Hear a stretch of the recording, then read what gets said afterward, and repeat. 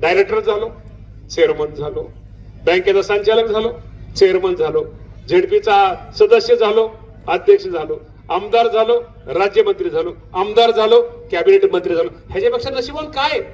आणि मला कुणी दिलं? हे मला कुणी दिलं?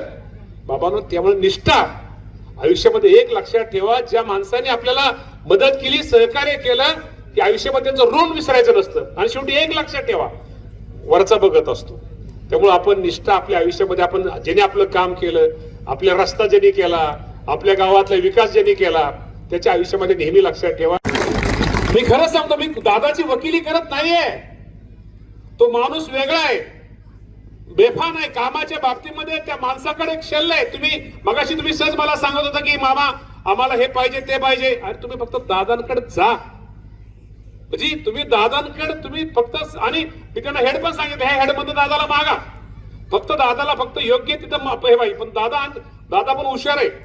दादाला लय गाडीत बसणारी माणसं, लय कानाला लागणारी माणसं, लय ही करणारी माणसं नाहीत आवडत. तुम्हाला वाटेल ही लय दादाच्या गाडीत बसतो म्हणजे ह्याच दादाला ऐकत असतील, ही लय कानाला लागतून, ही सारखा सर्किट हाऊसला दिसतून, मंत्रालयात सारखा दिसतून, दादाच्या बंगल्यात काय सहयोगला दिसतो. असलं काय नाही. तुम्ही लय भारी, तुम्ही जर एकटा तुमचं काम लवकर होईल. हे उगं आपल्या मनाची समजूत आहे की दादाच्या कोण, दादाला सगळी सारखी असतात. त्यामुळे बाबांनो नेहमी हे पोरांना कळलं.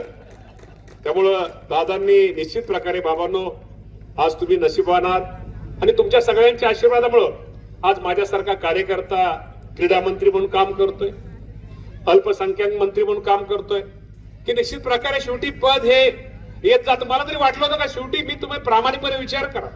आज माझ्यासारखा मुलगा सुद्धा शेतकऱ्याचा मुलगा, माझ्या कधी स्वप्नात पण नव्हतं. मी कधी कारखान्याचा डायरेक्टर एवढंच मला माहित होतं. डायरेक्टर झालो, चेअरमन झालो, बँकेचा संचालक झालो, चेअरमन झालो, झेडपीचा सदस्य झालो, अध्यक्ष झालो, आमदार झालो, राज्यमंत्री झालो, आमदार झालो, कॅबिनेट मंत्री झालो. ह्याच्यापेक्षा नशिबान काय? आणि मला कुणी दिलं? हे मला कुणी दिलं?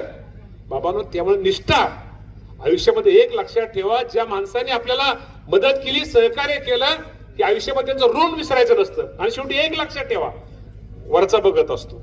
त्यामुळे आपण निष्ठा आपल्या आयुष्यामध्ये, आपण ज्याने आपलं काम केलं, आपल्या रस्ता ज्यांनी केला, आपल्या गावातला विकास ज्यांनी केला, त्याच्या आयुष्यामध्ये नेहमी लक्षात ठेवा. तर काय होतं, काम करणार आणि चुकतो कोण? काम करणारा चुकतो.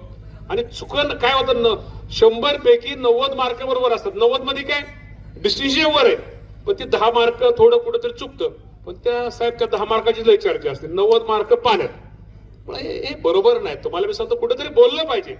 आज दादा असते तरी मी बोलू शकलो नसतो, पण दादा नसताना तुम्हाला लोकांना दादा काय हे सांगितलं पाहिजे.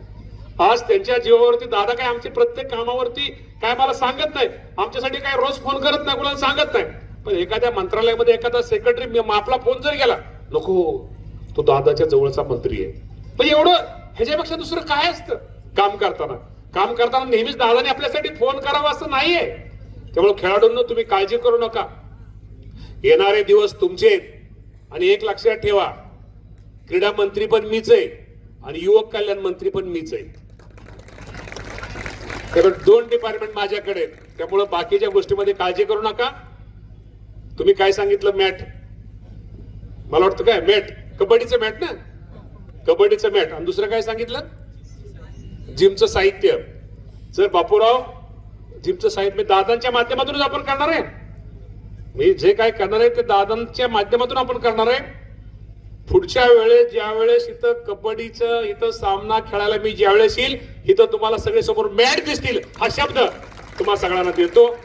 आणि त्यांनी मोरे साहेबांना मागे सांगितले 25-15 मधलं तुम्हाला म्हणजे कुठली जिम पाहिजे, बाहेरची पाहिजे का आतली, म्हणजे ओपन पाहिजे का इंडोर पाहिजे. इंडोर जिमचा पण प्रस्ताव द्या. तुम्हाला इंडोर जिम दादांच्या सहमतीनं. कसं आहे सर, काळे सर, तुम्ही म्हणाला दादाच्या परस्पर, डोरलेवाडी माझं पण गाव आहे राव, छत्रपती कार ह्या गावाने मला मोठं केलंय.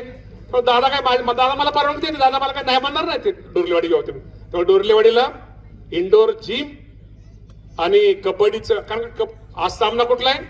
कबड्डीचा आहे. कबड्डीचे मॅट पुढच्या वेळेस या गावाला, तुमच्या पुढच्या मॅचच्या टायमाला तुम्ही प्रस्ताव ताबडतोब द्या.